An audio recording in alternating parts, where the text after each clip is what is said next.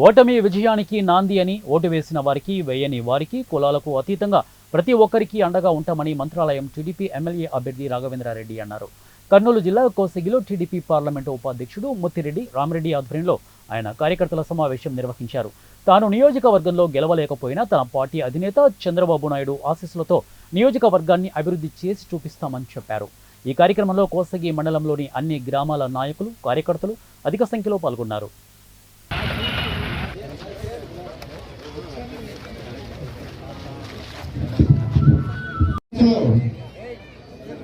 అలంకరించాల్సిన ఆహ్వానిస్తున్నాము.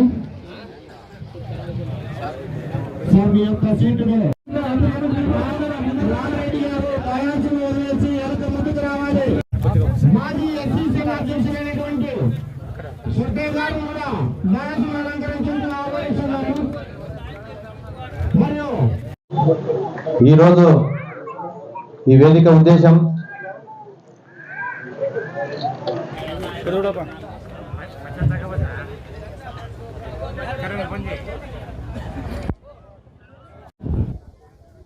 ఎందుకంటే ఇక్కడ ఎవరికి మద్దతు ఇచ్చారో, ఎవరు వెనుక నుండి వెనుక పొడిచారో ఇక్కడున్న కార్యకర్త కుటుంబం అందరికీ తెలుసు. కానీ దాన్ని మాట్లాడలేదు. వాళ్ళు కొంచెం వెయిట్ చేయండి అమ్మా.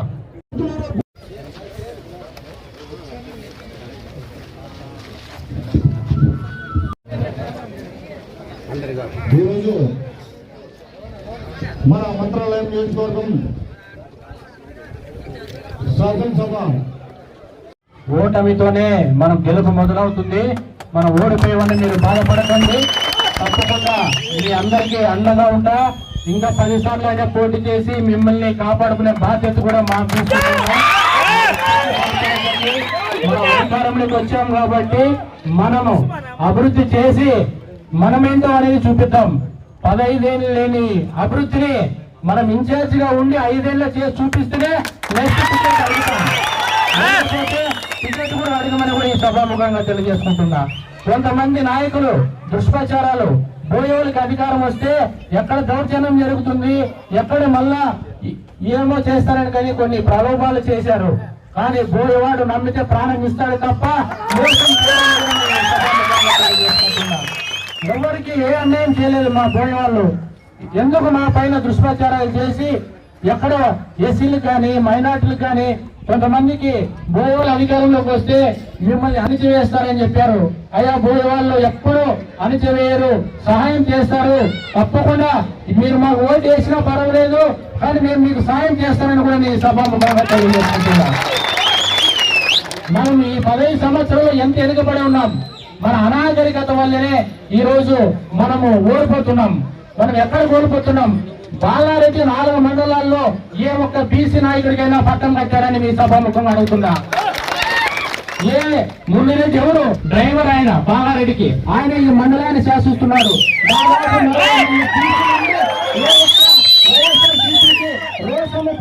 పౌరుషం ఉంటే మరి వాళ్ళు ఏ రోజైనా పవర్ ఇచ్చాడని నేను ఈ సభాముఖంగా అంటున్నాను.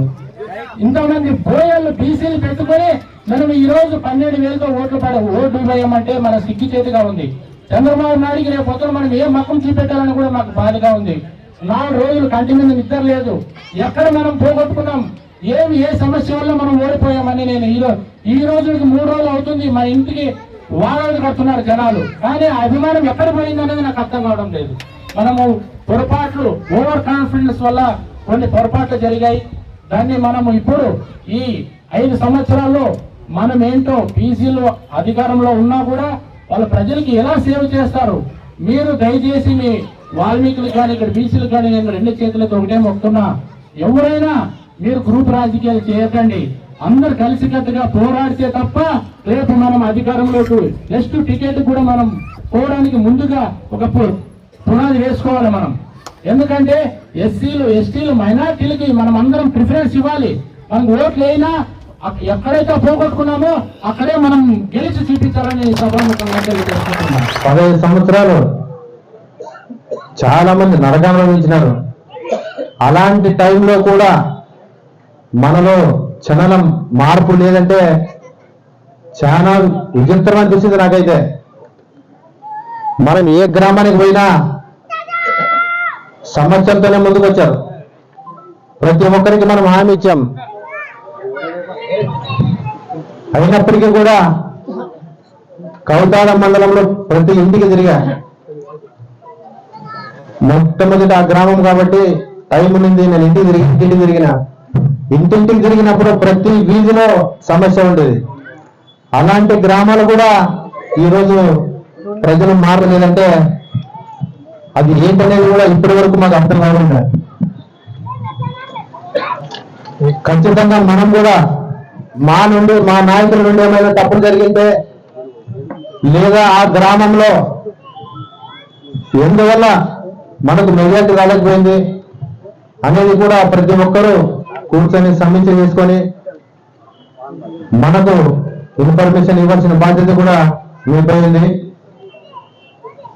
ఎందువల్ల మన గ్రామంలో మెజారిటీ రాలేదు, మా తప్ప, మా మండల నాయకులు తప్ప, మీ గ్రామంలో ఉండే గ్రూప్ తగాదా అనేది మనం ఖచ్చితంగా తెలుసుకోవాలి.